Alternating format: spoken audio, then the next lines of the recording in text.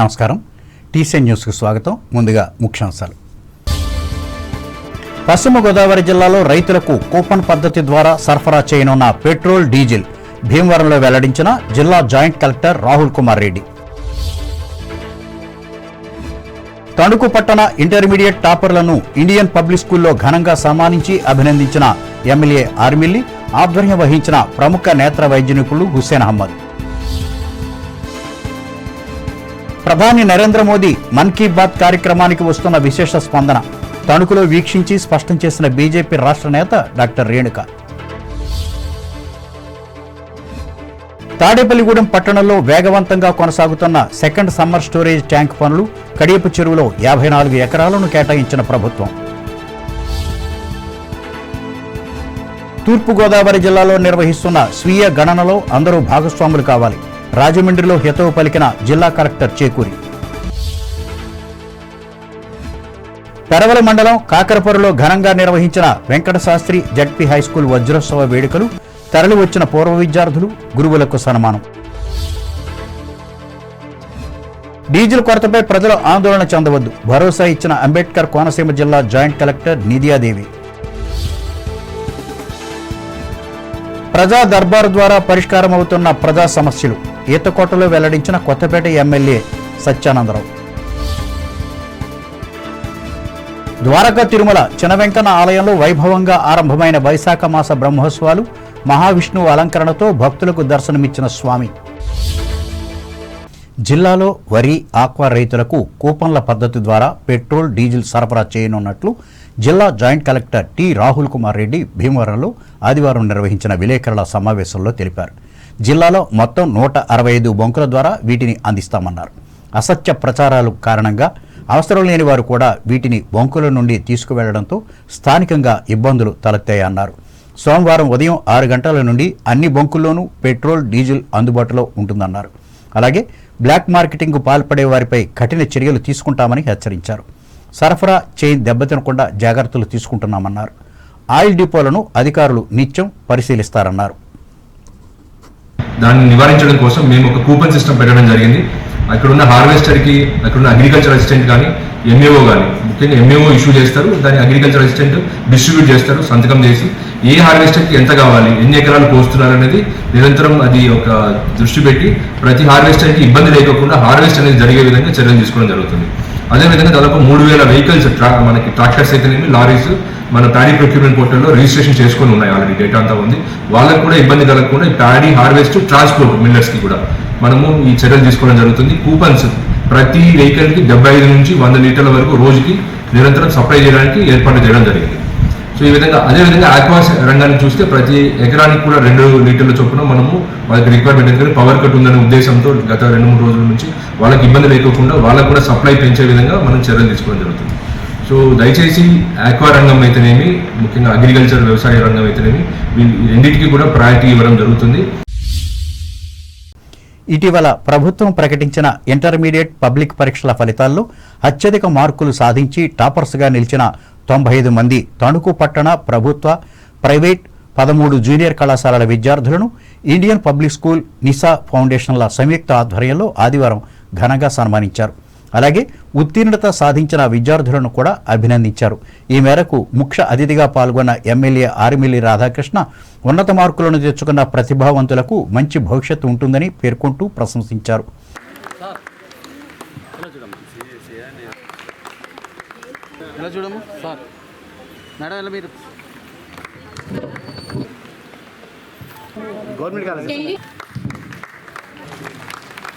ఈరోజు చాలా సంతోషం. మన తణుకు పట్టణంలో వివిధ ఇంటర్మీడియట్కి సంబంధించి బైపీసీ కానీ, సిఈసి కానీ, ఎంపీసీ కానీ, హెచ్ఈసి కానీ ఇటువంటి గ్రూప్స్లో అన్నిటిలోనూ కూడా ఈరోజు టాపర్స్గా నిలిచి అందరూ కూడా మీరందరూ మన తణుకు పట్టణానికి ఒక గర్వకారణంగా నిలిచినటువంటి మీ అందరికీ కూడా ముందుగా శుభాకాంక్షలు తెలియజేసుకుంటున్నాను.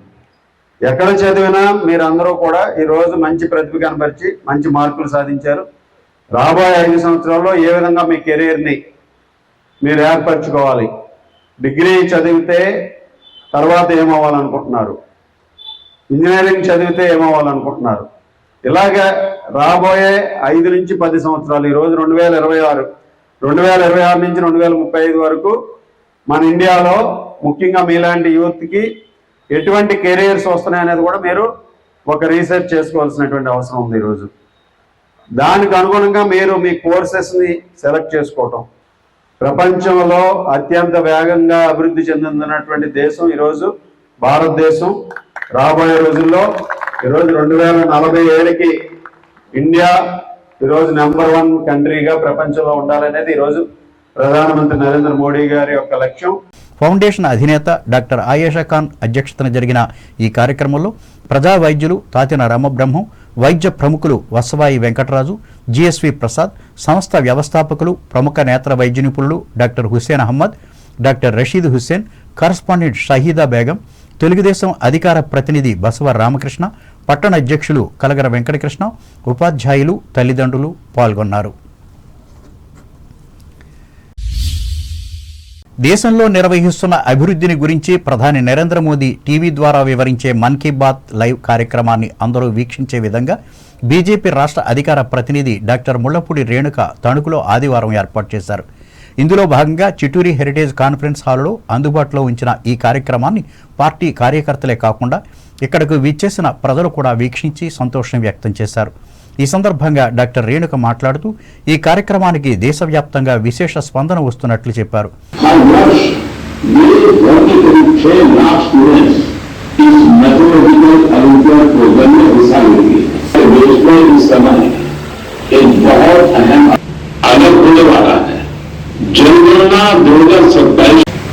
ఈరోజు మన మన్ కీ బాత్ 133వ ఎపిసోడ్. మన దేశ ప్రధానమంత్రి నరేంద్ర మోడీ గారు ప్రధానమంత్రి అయినప్పటి నుంచి ఈ విధంగా ప్రతి నెల కూడా చివరి ఆదివారం నాడు ఈ దేశ ప్రజలని ఉద్దేశించి ఈ దేశంలో జరుగుతున్నటువంటి ఒక విప్లవాత్మకమైన మార్పులు కానీ అలాగే విజయవంతమైన స్టోరీస్గా గాలి అంటే కేవలం శ్వాస తీసుకునే గాలి మాత్రమే కాదు, ఈ దేశ అభివృద్ధిలో యొక్క క్లీన్ ఎనర్జీ, ఒక విండ్ పవర్ యొక్క ఇంపార్టెన్స్ ఎంత పెరిగింది, మారుమూల గ్రామాల్లో సైతం ఎలా వారు మనకి తయారు చేసుకోవచ్చు, దీని మూలంగా మన ఎన్విరాన్మెంట్ని ఎలా ప్రొటెక్ట్ చేసుకోవచ్చు, మన దేశ అభివృద్ధిలో ఉదాహరణకి ఇప్పుడు చూస్తున్నాము మనకి ఈ వెస్ట్ ఏషియా వార్ మూలంగా మనకి పవర్ సెక్టర్లో కానీ ఇది ఒక క్లీన్ ఈ యొక్క ఎనర్జీలో వచ్చినటువంటి ఇబ్బందులు చూస్తూ ఉన్నాం. అటువంటి ఏవి ఉండకూడదు అంటే స్వదేశీ మన దగ్గర ఉన్నటువంటి మనకి raw material is only wind. కాబట్టి ఇది ఒక సెల్ఫ్ రిలయంట్ అంటే ఆత్మనిర్భర్ భారతే కాదు మన అభివృద్ధికి కూడా చాలా ఉపయోగపడుతుంది. మన్ కీ బాత్ అంటేనే వారి మనసులో మాట, అంటే మామూలుగా వారు దేశ ప్రజలతో ఒక కుటుంబ సభ్యులుగా ఈ దేశ ప్రజలందరినీ తన కుటుంబంగా భావిస్తూ దేశ ప్రజలందరికీ తన మనసులోని మాటని తెలియజేస్తూ దేశంలో మారుమూల ప్రాంతాల్లో ఉన్న మంచి విషయాల్ని మనకు తెలియజేయటం అనేది చాలా మంచి కార్యక్రమం. ఈ కార్యక్రమంలో న్యాయవాదులు వెలిచేటి గోవిందరావు, మద్దిపాటి రాజశేఖర్, వంగూరి కిషోర్, బీజేపీ పట్టణ నాయకులు కొడమంచిలి జితేంద్ర, కోడే భాస్కర్రావు, పొలమాల వీరభద్రం, ఆర్ఎస్ఎస్ సీనియర్ నాయకులు సత్యరాజ్ సుబ్రహ్మణ్యం పాల్గొన్నారు. ప్రపంచ ప్రజలను ఆందోళనకు గురి చేస్తున్న క్యాన్సర్ మహమ్మారి సోకకుండా లయన్స్ క్లబ్ల ఆధ్వర్యంలో నిర్వహిస్తున్న హెచ్పివి వ్యాక్సినేషన్ కార్యక్రమాన్ని తణుకు సజ్జాపురం లయన్స్ క్లబ్లో ఆదివారం పట్టణంలో ఏర్పాటు చేసి ఆదర్శంగా నిలిచింది. ఇందులో భాగంగా బైపాస్ రోడ్లోని నిమ్మగడ్డ హాస్పిటల్స్ ప్రాంగణంలో 26 సంవత్సరాల లోపు మహిళలకు ఎమ్మెల్యే ఆర్మిల్లి రాధాకృష్ణ సతీమణి కృష్ణ తులసి వ్యాక్సిన్ వేసి ప్రారంభించారు. ఈ సందర్భంగా ఆమె మాట్లాడుతూ లయన్స్ అందిస్తున్న ఈ సేవలు ఎంతో మందికి ఉపయోగపడగలవన్నారు.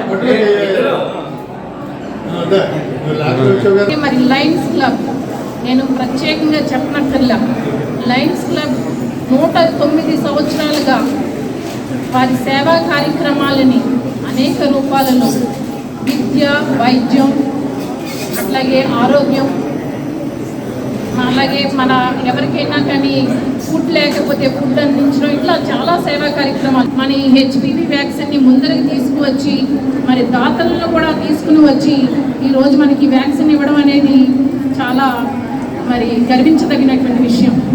మీరందరూ కూడా మీ ఫ్యూచర్కి ఒక రక్షణ కవచంగా మీరు చేసుకోగలుగుతున్నారు. ఈరోజు ముఖ్యంగా మహిళలలో సర్వికల్ క్యాన్సర్ అనేది, గర్భాశయ క్యాన్సర్ అనేది చాలా ఎక్కువగా వస్తున్నటువంటి క్యాన్సర్. మరి అటువంటి క్యాన్సర్ని 12 సంవత్సరాల నుంచి 20 సంవత్సరాల లోపు ఎవరైతే పిల్లలు ఉన్నారో వారందరూ కూడా వేయించుకుంటే ఈ గర్భాశయ క్యాన్సర్ని పూర్తిగా కూడా మనం నివారించవచ్చు.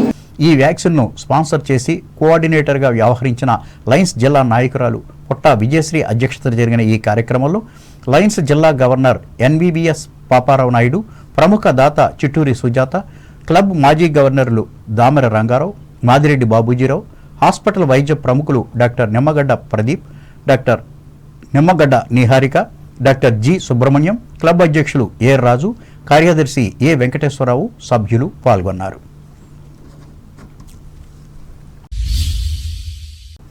ప్రపంచ మేధో సంపత్తి దినోత్సవాన్ని తణుకులో ఆదివారం ఘనంగా నిర్వహించి ఈ అంశంపై చర్చించారు. ఈ సందర్భంగా టీసీఎన్ ప్రత్యేక కథనం అందిస్తోంది. 1970లో స్విట్జర్లాండ్లోని జెనీవాలో ప్రపంచ మేధో సంపత్తి సంస్థను స్థాపించారు. ఏ దేశమైనా శాస్త్రీయంగా అభివృద్ధి చెందాలంటే మేధో సంపత్తి అత్యవసరమని చెప్పడమే ఈ సంస్థ లక్ష్యంగా ప్రకటించుకుంది. దీనిని ప్రపంచ ప్రజల దృష్టికి తీసుకువెళ్లేందుకు ఈ సంస్థ ఆవిర్భవించిన ఏప్రిల్ 26వ తేదీని ప్రపంచ మేధో సంపత్తి దినోత్సవంగా నిర్వహించాలని 2000 సంవత్సరంలో ప్రకటించారు. అప్పటి నుంచి ప్రతి సంవత్సరం ఈ దినోత్సవాన్ని నిర్వహిస్తూ ఏ దేశానికైనా ఏ సంస్థకైనా అభివృద్ధి చెందాలంటే మేధావులు అవసరమని ప్రచారం చేస్తున్నారు. ఇందులో భాగంగా తణుకు రూట్స్ స్కూల్ ఆధ్వర్యంలో ఈ దినోత్సవాన్ని నిర్వహించి డైరెక్టర్ ఎల్కే త్రిపాఠి మాట్లాడారు. అనంతరం యూకేజీ నుంచి 5వ తరగతి వరకు చదివిన విద్యార్థుల సమావేశం ఏర్పాటు చేసి సాంస్కృతిక కార్యక్రమాలను నిర్వహించారు. వీటిలో బాలబాలికలు ఉత్సాహంగా పాల్గొని ఆనందించారు.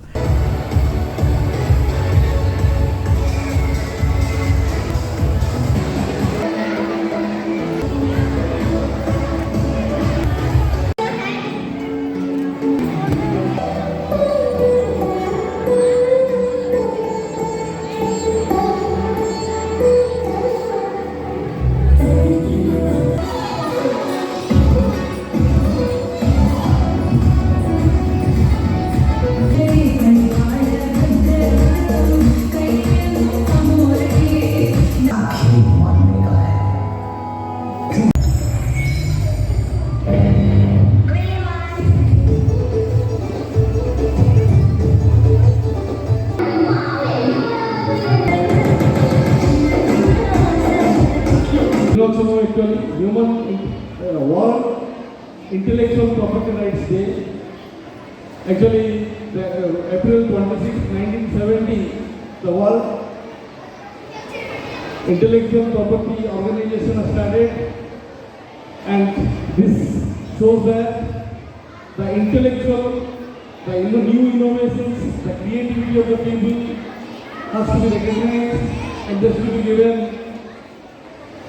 different brand names, and they should be registered in their own name, so they will get trademark property rights for them. Definitely our children, they will excel in every field of their life. Definitely we hope that they will become a very good citizen. They should respect their teachers, parents, and they should love their country, and they will become a good citizen of our country. Bypass రోడ్లోని CM convention హాల్లో జరిగిన ఈ కార్యక్రమంలో మరో director B Vidyakant, ప్రధాన ఉపాధ్యాయుని Tadepalli Sandhya, D Narmada, Purabhi Tripathi, ఉపాధ్యాయులు, తల్లిదండ్రులు పాల్గొన్నారు. Tanuku senior citizen welfare association, Nisa ఫౌండేషన్ల సంయుక్త ఆధ్వర్యంలో ప్రతి ఆదివారం నిర్వహిస్తున్న ఉచిత వైద్య సేవా శిబిరాన్ని ఈ వారం కూడా కొనసాగించారు. ముఖ్యంగా ఇంటికే పరిమితమైన అనారోగ్య వృద్ధుల వద్దకు ప్రముఖ నేత్ర వైద్య నిపుణులు హుస్సేన్ అహ్మద్ సంచార శకటం ద్వారా వెళ్లి పట్టణ పరిధిలోని 4 వృద్ధులను పరీక్షించి సలహాలు సూచనలు ఇచ్చారు. అలాగే కంద వెంకట ప్రభాకరం ఆర్థిక సహకారంతో మందులను కూడా ఉచితంగా అందజేశారు. ఈ అరుదైన ఆదర్శ సేవా కార్యక్రమానికి అసోసియేషన్ కోశాధికారి ఆర్జీ భాస్కర్రావు, నర్సింగ్ సిబ్బంది సహకరించారు. ఇదిలా ఉండగా ఈ ఉచిత వైద్య సేవలను కోరుకునేవారు స్వయంగా కానీ 9985343530 లేదా 9059290717 సెల్ నంబర్లకు ఒకరోజు ముందుగా తెలియజేయాలని అధ్యక్షులు కోరారు. వాసవి కన్యకా పరమేశ్వరి జయంతిని తణుకులో ఆదివారం అత్యంత భక్తి శ్రద్ధలతో నిర్వహించారు. ఇందులో భాగంగా గోస్తని నదికి ఆనుకుని ఉన్న ఈమె దేవాలయంలో భక్తులు ప్రత్యేక పూజలు నిర్వహించారు. అనంతరం పట్టణంలోని ప్రధాన వీధుల గుండా బాలికలు కలశాలను చేతపట్టి ఊరేగారు. సాయంత్రం జరిగిన రథోత్సవంలో ఎమ్మెల్యే ఆర్మిల్లి రాధాకృష్ణ పాల్గొని భక్తులను ఆశీర్వదించారు. ఆలయ అభివృద్ధి కమిటీ అధ్యక్షులు గమిని రాంబాబు అధ్యక్షతన జరిగిన ఈ ఆధ్యాత్మిక కార్యక్రమంలో భక్తులు పెద్ద సంఖ్యలో పాల్గొన్నారు.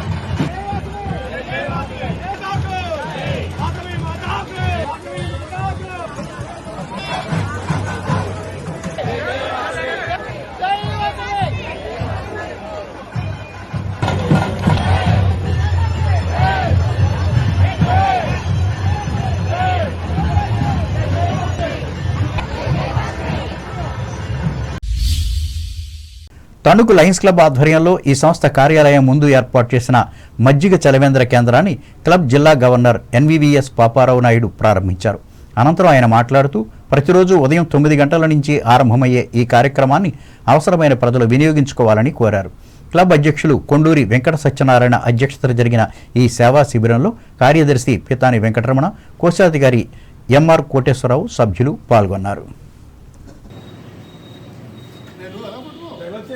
ఓకే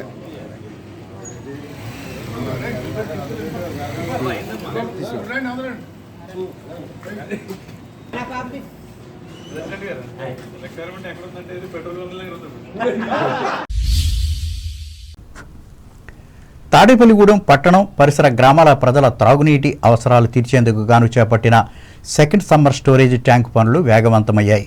రూరల్ మండలం కుంచనపల్లి గ్రామానికి చెందిన కడియపు చెరువులోని 54 ఎకరాలను దీనికోసం కేటాయించారు. అమృత్ పథకంలో 73,43,00,000 రూపాయలు అంచనా వ్యయంతో ఈ రక్షిత మంచినీటి పథకాన్ని రూపొందించారు. చెరువు చుట్టూ 4 వైపులా 1700 మీటర్ల పొడవున కాంక్రీట్ రిటైర్నింగ్ వాల్ నిర్మాణం జరిగింది. 980 మిలియన్ లీటర్ల నీటి నిలువ సామర్థ్యంతో ఈ రెండో పంపుల చెరువు రూపుదిద్దుకుంటోంది. ఏలూరు కాలువ నుంచి గోదావరి జలాలను డ్రా చేసేందుకు ప్రతిపాడు వద్ద ఇంటెక్ వెల్ నిర్మాణం జరగనుంది. ఇక్కడ నుంచి 3.2 కిలోమీటర్ల పొడవున పైపు లైన్ ద్వారా ప్రవహించి ఈ నీరు చెరువులోకి చేరుకుంటుంది.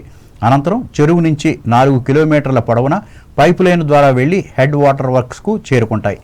అక్కడ రోజుకు 11 మిలియన్ లీటర్ల నీటిని శుద్ధి చేసే సామర్థ్యంతో ఫిల్టరేషన్ ప్లాంట్ నిర్మాణం జరుగుతోంది. 2055 సంవత్సరం నాటికి తాడేపల్లిగూడెం జనాభా 1,71,744 మందికి చేరుకుంటుందని అంచనాతో ఈ రెండో పంపుల చెరువు ప్రణాళికను రూపొందించారు.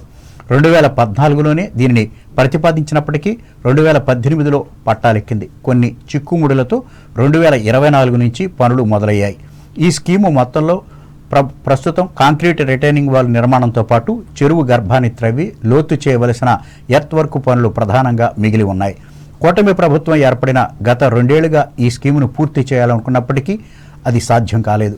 వచ్చే ఏడాది వేసవి సీజన్కైనా ఈ సెకండ్ సమ్మర్ స్టోరేజ్ ట్యాంక్ పనులను పూర్తి చేసి ప్రజలకు అంకితం చేయాలనే దృఢ సంకల్పంతో ఎమ్మెల్యే బొలిశెట్టి శ్రీనివాస్ ముందుకు సాగుతున్నారు. ఇందులో భాగంగా 2 రోజుల క్రితం జిల్లా కలెక్టర్తో కలిసి ఆయన ఈ పనులను పరిశీలించారు. వేగవంతం చేసి త్వరితగతిని పూర్తి చేయాలని కలెక్టర్ చదలవాడ నాగరాణి సంబంధిత అధికారులను ఆదేశించారు.